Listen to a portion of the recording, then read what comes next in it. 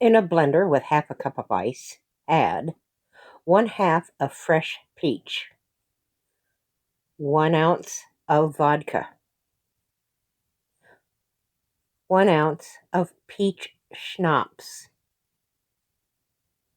1 ounce of heavy cream. Blend well, then pour into a chilled cocktail glass.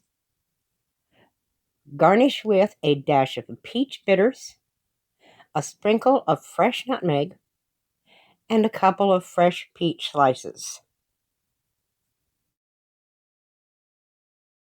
Congratulations, you have just made the Peach Cobbler Martini from MartiniDiva.com.